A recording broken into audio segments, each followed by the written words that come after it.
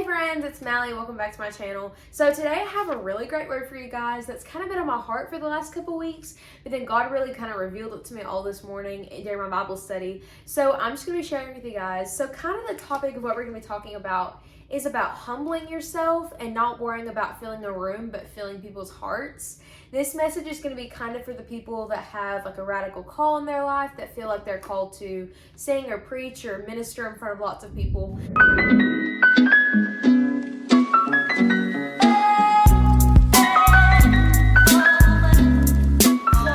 Jump right into the word. So what I want to start off with is whenever God gives you certain gifts to speak, minister, sing in front of people, you never have to push your gifts on people because your gift speaks for itself. And that takes kind of a while to learn that when God gives you something, you never have to tell people, I'm an amazing singer, I'm an amazing preacher. You don't have to tell people that because they can see it. My dad has always told me that every tree is known by their fruit. And what I think of that was whenever you see an apple tree, they don't say, I'm an apple tree. You just see the fruit on it and know what kind of tree it is. And that's exactly how we are in our lives, that we never have to push our own agenda. We never have to push our abilities on people because God will open those doors for us. So the first verse I'm going to read to you guys today is Matthew 19:30, and it says, but many who push themselves to be first will find themselves to be last, and those who are willing to be last will find themselves to be first. And I think that's so good because it says the people that are willing to be last, the people that are willing to put other people's needs before themselves, people that have the heart of a servant, they are willing to be last, they will end up being first. And I think that's so good because sometimes whenever you have a radical call, that doesn't mean standing in front of millions of people. It's about going to talk to that random lady in Walmart. When God tells you to go and just minister to someone, go and just have a heart-to-heart with someone, random in public, it's about speaking to them, and that's just as important as speaking in front of thousands of people.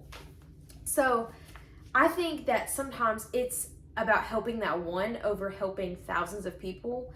And I think it is so great when people stand in front of thousands of people and they minister, they talk about God, and they just see so many people experience Him through what they're saying. But I also think it's just as important to listen to what God's saying and minister to people whenever it's just you and them. So a couple of weeks ago, I was at the ramp and I was in some of their classes, and we had a missionary and he was talking, and he was saying that he was in a revival in Africa, I think, and he was ministering to all these people, and there was a huge revival going on. And then after the revival, he'd seen thousands of people just give their life to God. They were so desperate to see God's face. And then after, he went to a little shopping mall, and he saw like a homeless man that had been so used to the ground, laying on the ground for all these years because he was disabled, that his body was formed to the ground because that's how long he had been there. And God really said, go speak to him. And he was like, God, I don't know what to say to this man. So he just kind of went into the shopping mall, and then he felt conviction to go back out there. So he went back out there and talked to him. And he was saying, see, it wasn't about all the people he was speaking to the revival. That was amazing. That was great. But it's just as important to talk to those people that it's just you and them, to put yourself last, to just come down, and you're never so high and mighty that you can't talk to people that God's calling you to, just one-on-one, that it's more about helping that one than about helping that million. It's great to speak to thousands of people, but it's also great to just speak to that one. So Matthew 20:16 says, now you can understand what I meant when I said the first will end up last and the last will end up being first. Everyone is invited, but few are chosen. So I think when you realize your calling isn't just to fill a room, that's great if you fill a room, but your calling is to fill people's hearts.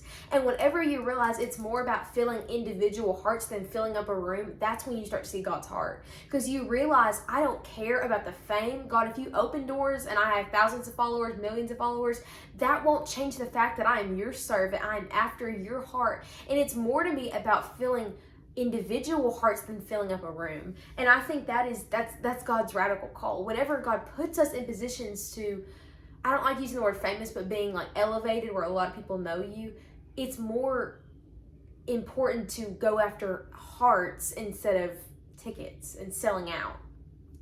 So that is why I love that in that verse it says everyone is invited but few are chosen, because everyone is invited to this call but only few people understand the concept of it.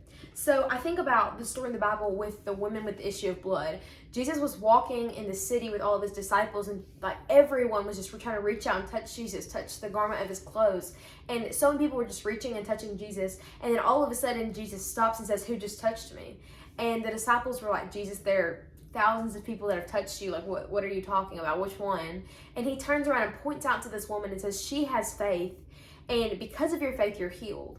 And it was so amazing because Jesus has preached to thousands of these people. Thousands of people were touching him as he was walking, but he took the time to single out one, because it's just as important to heal that one lady than it is to speak to thousands. And I just love that story, because Jesus would speak to his 12 disciples and he loved that. But then he would go speak to thousands and millions of people, and he loved that too. And it's not about the crowd, it's about the people in the crowd. It's about them individually more than it's about filling the room. And I just think that Jesus is so amazing whenever you just see him like move in that. So the last verse I'm going to touch on is in James. James is so good. Like, it's short, but it's so good. Like, it just has, like, you can see there's like 3 different things I've highlighted that I read just today that are so good. Like, they can each be their individual video, but James is so good. Anyways, so the verse I'm going to be reading to you guys is in James 4:10, and it says, "Be willing to be made low before the Lord, and he will exalt you." And I love that, because it's saying if you are willing to bow down before God and say, "God, you gave me the gifts, and I'm thankful for you, and I want you to open up doors for me. I don't want to have to open up doors for myself. I'm willing to be your servant. I am your servant before I'm anything else," then God exalts you. And whenever I read that, I think of David whenever he was a shepherd. See, David was just a shepherd boy. He was never like thinking, I'm going to go kill a giant. But whenever Jesus had opened that door for him, he immediately stepped up and did it. And whenever he slayed that giant, he wasn't like, "Yes, everyone just needs to bow down to me. I'm so awesome." No, David went back to the field and went back to praising God, went back to writing songs about God, because it wasn't about that big thing. I mean, it wasn't about killing the giant. That was a huge like spectacle. Everyone was awestruck by it. But that wasn't what it was about to him. It was about being God's servant. He was always God's servant.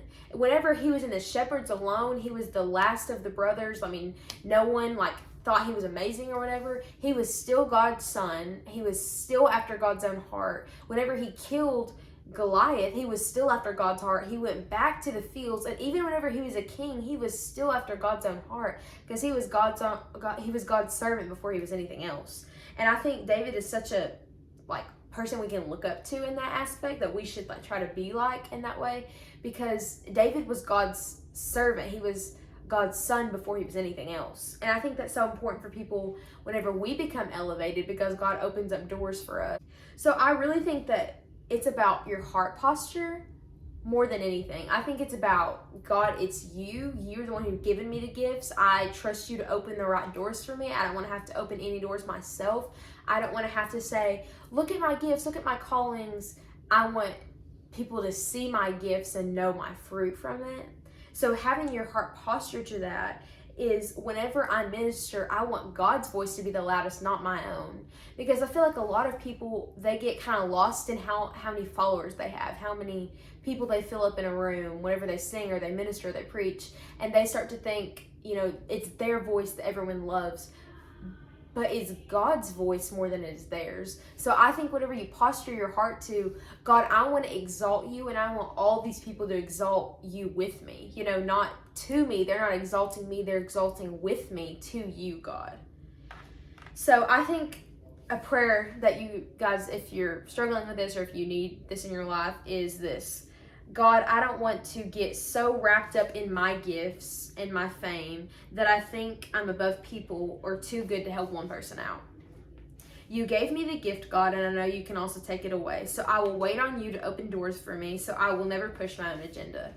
And anyways, that's basically it. I just think that's such like a sweet reminder that God put on my heart this morning, and I just wanted to share it with you guys. I hope that encouraged you, and I will see you guys later. God bless you. Love you guys.